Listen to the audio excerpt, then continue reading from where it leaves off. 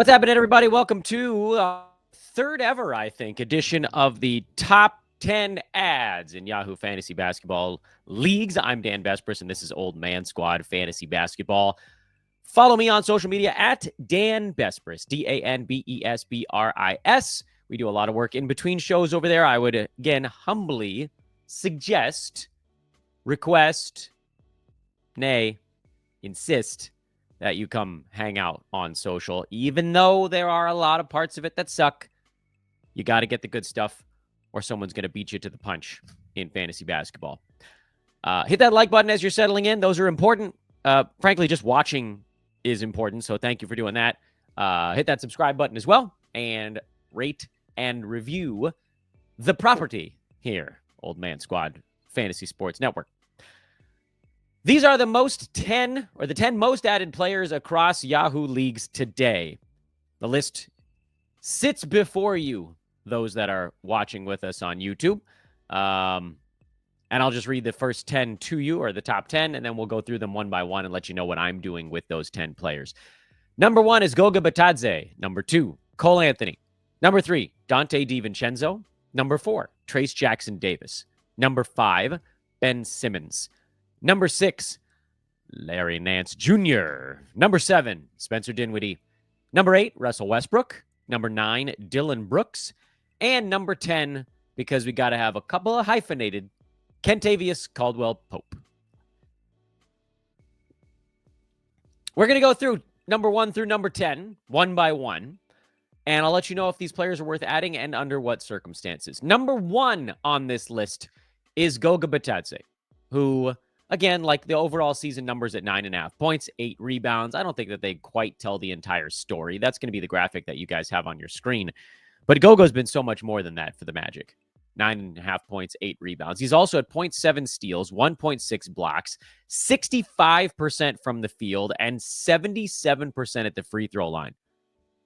2 assists, by the way, ain't nothing for a center. Not that that's like blowing the roof off the building, but it ain't nothing. Also, basically, since Franz Wagner went down, Goga's playing a few extra minutes a game, and he's averaging 13 and almost 11 with similarly solid percentages that puts him squarely inside the top 60 over his last 7 ball games. That's about 3 weeks of action because of the very stupid schedule that the NBA Cup brought unto us. Could Goga's value go down? Yes. Will it go down? Probably, because the Magic are down a bunch of dudes right now, but some of them aren't coming back. Mo Wagner's out for the year with a torn ACL. That's just extra center minutes floating around for Bitadze and Wendell Carter Jr., who his fantasy game is absolute dog do. Franz is out for probably a month or more. Jalen Suggs is questionable. Paolo keeps looking like he's coming back, and then he's not. He's close, we think. So yeah, as each individual player returns, some small amount of Goga Bitadze dies. That's basically what we can think about it. But is enough going to go away where he falls outside the top 100? I actually don't know. I don't think we can know because we haven't seen this Magic team fully healthy without Mo Wagner.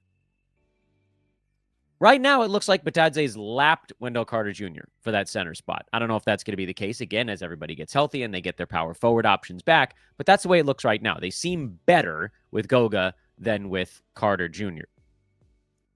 We'll see how it actually plays out when the bodies are all there.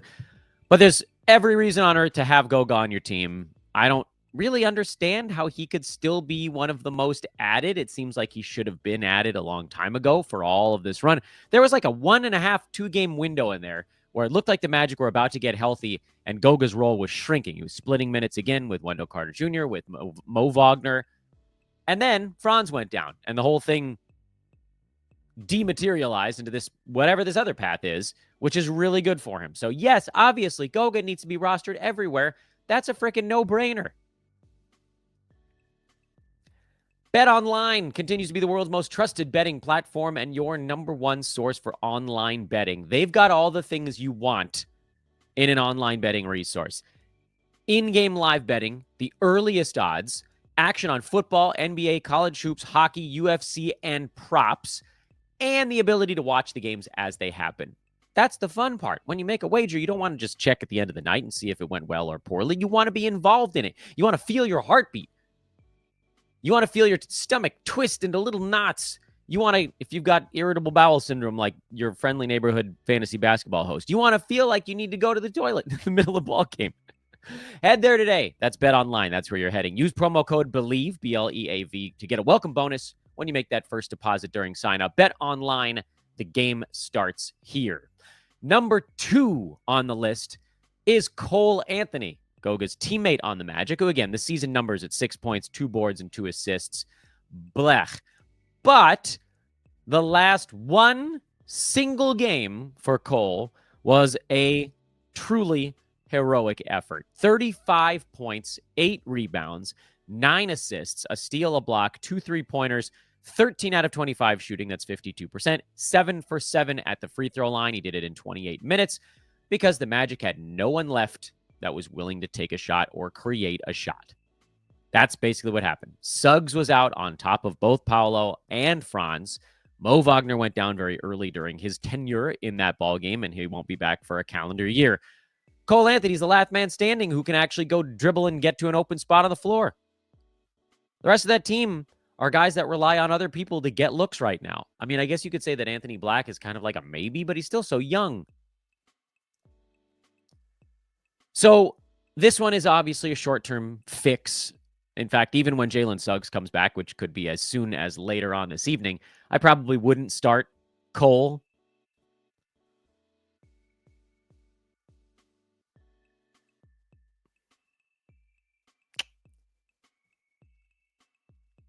But if you could get one game out of him, you probably could. Donte DiVincenzo is the next name on the board. Am I making sure I'm doing this in the right order? Yeah. Nah.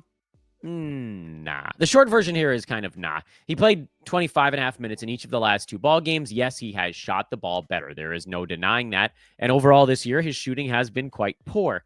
However, he's had stretches in his career where he's shot 37% for a really long time. His 25 games in Sacramento in 2021, he shot 36%. He shot 33% during 17 games in Milwaukee that year.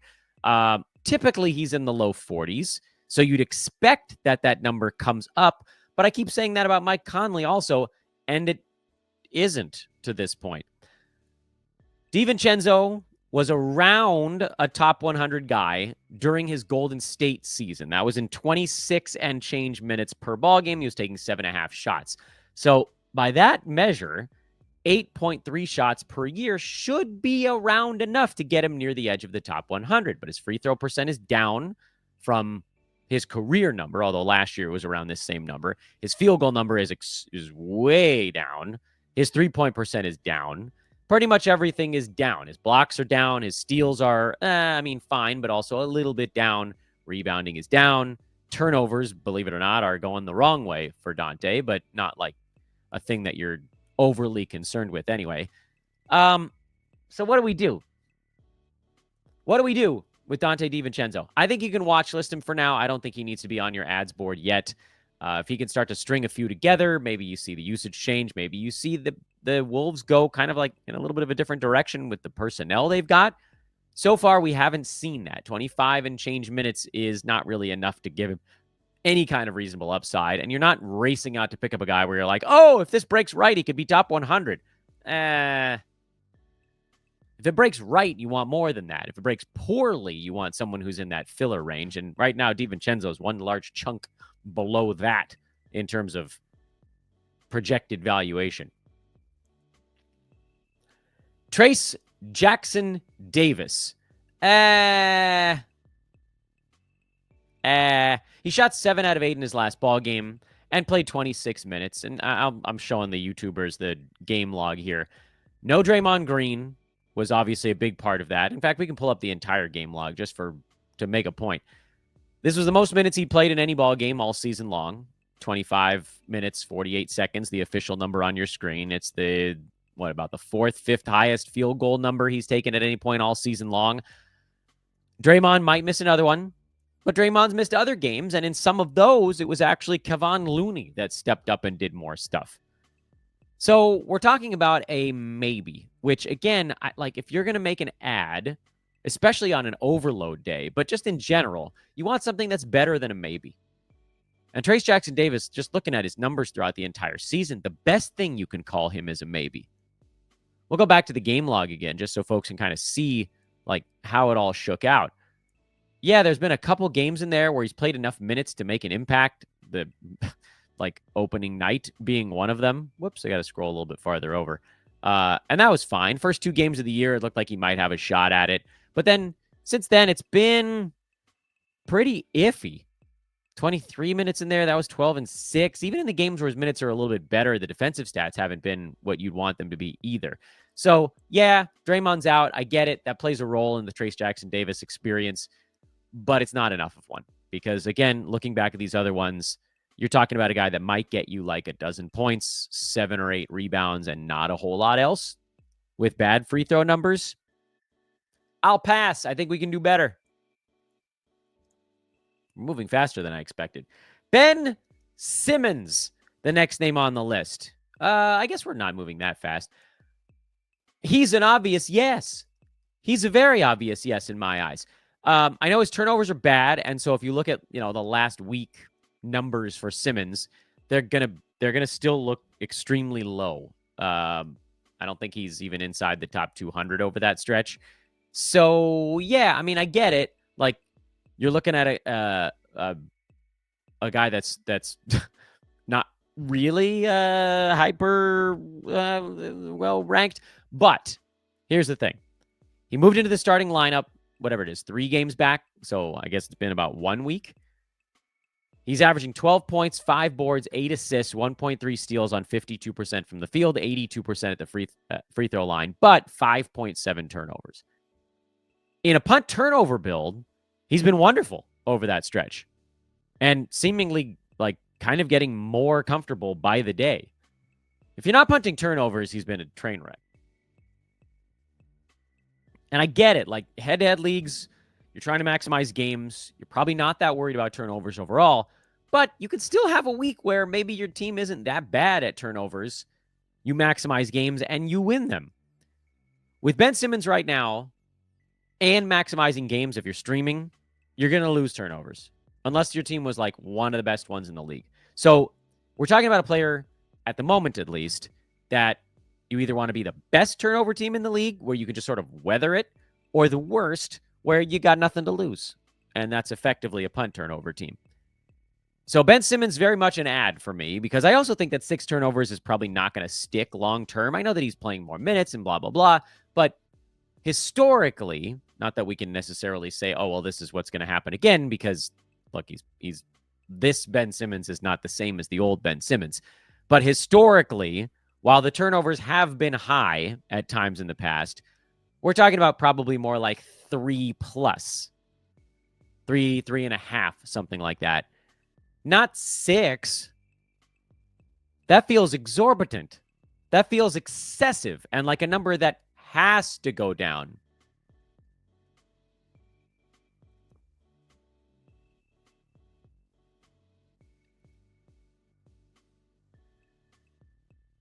So I think you add him, and then you hope that the turnovers improve over whatever stretch. And I don't know what's going to happen with Ben Simmons when Cam Thomas comes back. Does he lose the starting point guard job? Maybe.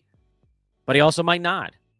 They might just at this point kind of have no real choice. Thomas is going to need somebody to get him the ball in certain spots. They need to play faster with Simmons.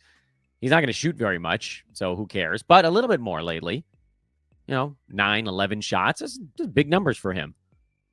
So yeah, let's do it. Let's take the Ben Simmons plunge. Let's hope that the 6 turnovers a game is not a number that sticks, and let's see if we can get something out of it. Larry Nance Jr. Larry Nance Jr. I do love it. You guys know how I feel about doing the Nance dance. Anytime I can do it, I will do it. It is an intermittent dance, sadly, and it generally falls on when someone obvious is out that opens things up for him. So when Jalen Johnson missed a ball game, Nance had a good one, 16, 4, and 3 with a couple of steals. Last 2 games, Onyeka Okongwu's been out, and he's out for at least a couple more.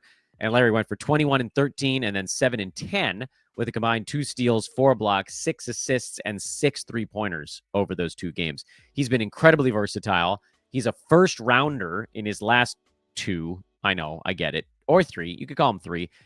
His last 3 ball games, because the percentages have been good, the threes have been good, the steals and blocks have been good. His turnovers are low despite doing all of this other stuff. Larry Nance Jr. in 25 minutes a game is kind of a world beater in fantasy, especially on a team like this Hawks team where they're just like, yeah, man, do whatever. Be a leader. Go get some rebounds. Go hustle. Hit some open shots. Trey will get you open. Trey didn't even play in the last ball game if you're wondering why everybody's looks were worse. It is very much a short-term fix. If Okongwu's back in a couple of ball games, we move on from Nance. But we don't know. Okongwu is going to be reevaluated in a week from the time he was out, which was 2 games back. So you're getting at least 2 games, it would seem, out of Nance, and probably more. I don't think that Okongwu is going to get rushed back in there. The Sox team's playing okay basketball, so I'm sure they'd love to have him. But like, if Nance is going to keep him afloat anyway, what's the hurry? So do we get 3, 4, 5 games out of Nance? I don't know.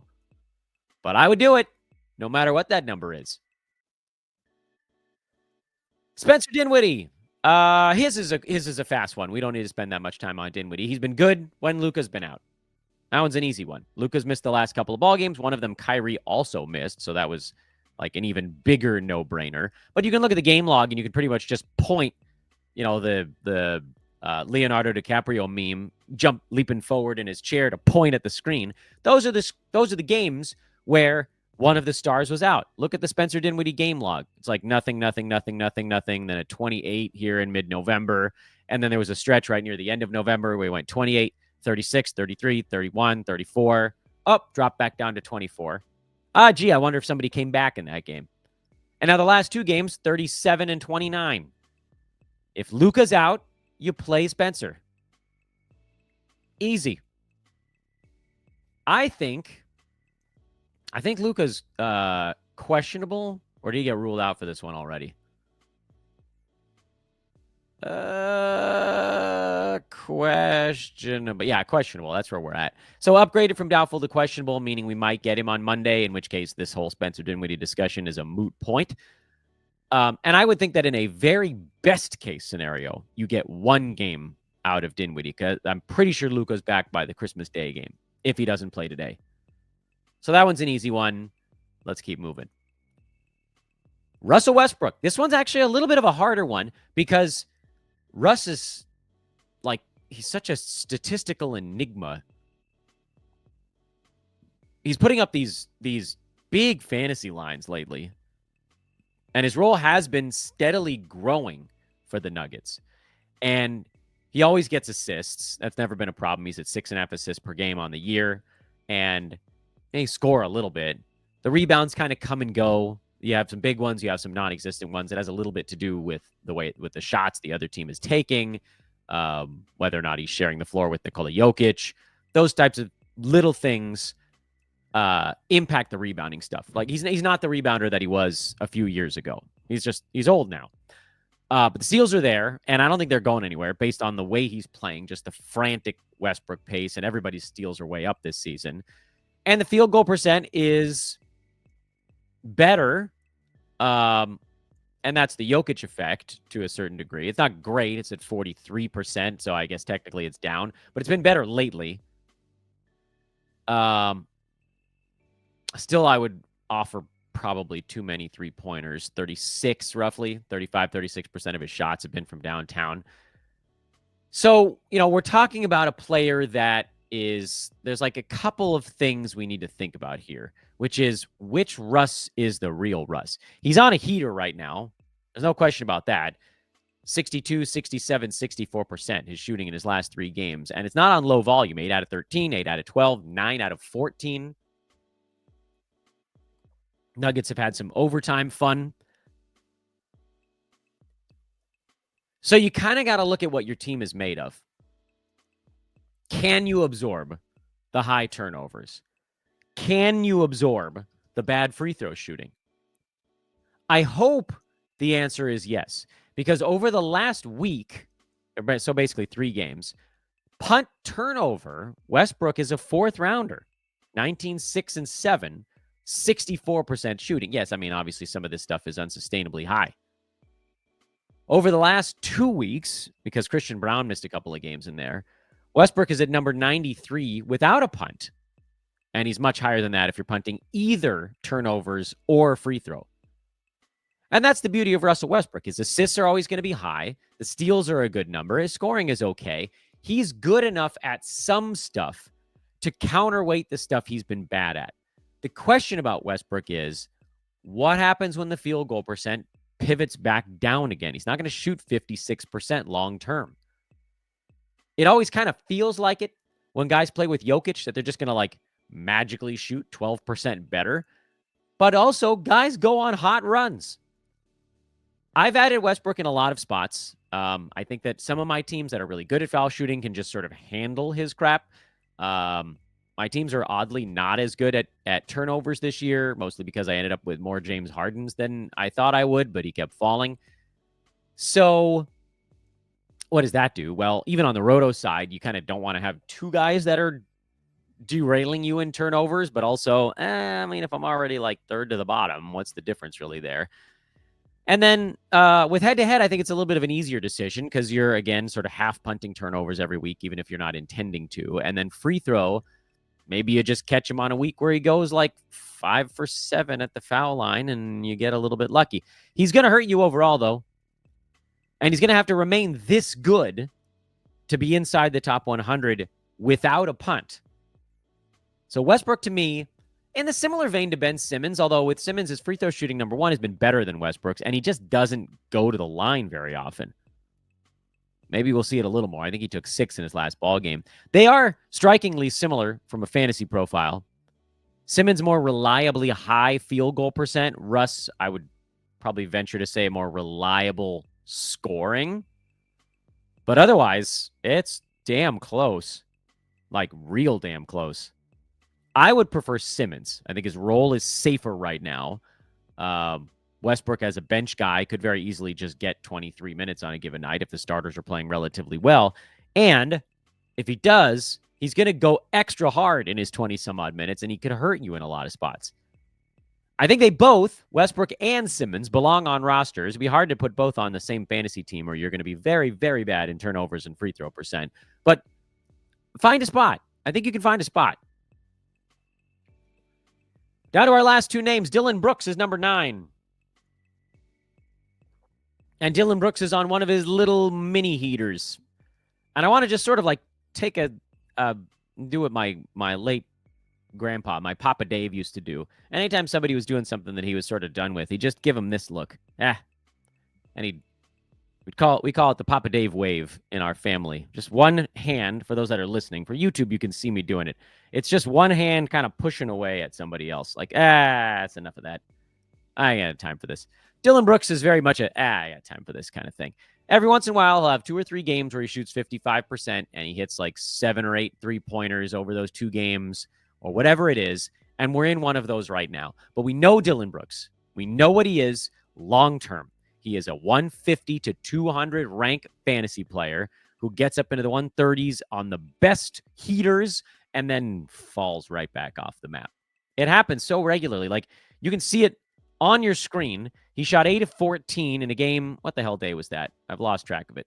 November 26th, and the very next night he went 0 for 11.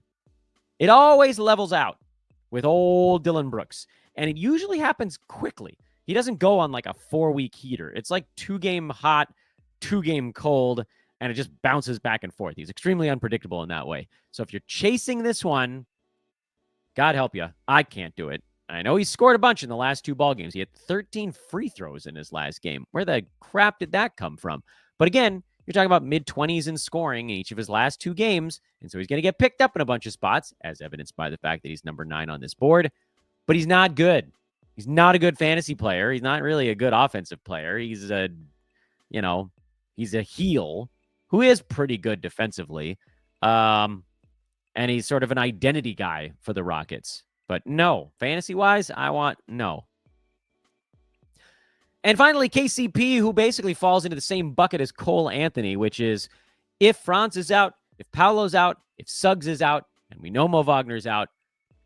4 guys down, I'll take some KCP because finally, with all of those guys out, Kentavious Caldwell-Pope finally took 10 shots and had 12 free throws. He actually had some usage. It's not that hard. And that's the thing about KCP. I've always had a little bit of a fantasy soft spot for him, at least since he became more of a 3-and-D guy and less of a, I'm going to be a scorer type. Remember the early years in Detroit? I've had a soft spot for him because from a roto standpoint, low turnover, like high efficiency 3-and-D guys, they can find a way to fantasy value in 9-cat. But this year, we've seen Caldwell-Pope just hovering around 6.5, 7 shots a ball game often. And that's just not enough. Even in the 8s was probably going to be enough. But now with all these guys out, this is really that like breaking point where someone probably had to come to him and be like, Kentavious, you got to do it. You got to just take some shots. We need you to be involved on offense. You can't just be a floor spacer. A lot of the time, his job is just to stand far away from the bucket because teams have to respect it, and that creates room for Franz, for Paolo, for Suggs, for whoever. Those guys aren't there. He's got to do more than just be space, occupy a position on the floor. So if all those guys are out, I would start KCP. If all of those guys are not out, meaning if any of those dudes is in, and Suggs is quite close and Paolo's not that far away, then I probably don't play KCP, and you just play it safe.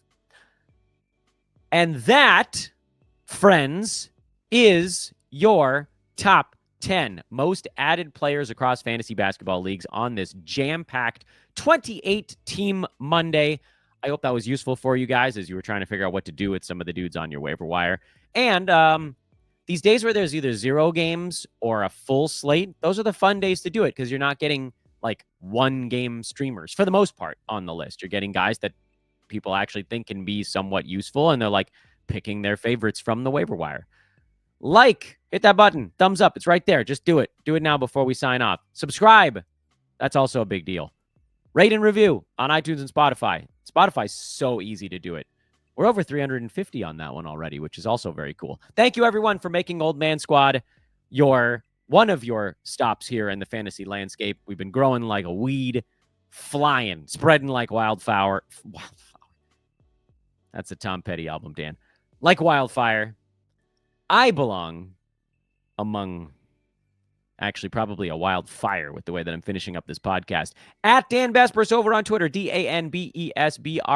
Catch me later on today as a guest co-host on the Menace Podmen show. That should be a lot of fun. We're actually recording that almost right when I get off air here. So time for me to go. I'll see you guys tomorrow with a big 14-game recap.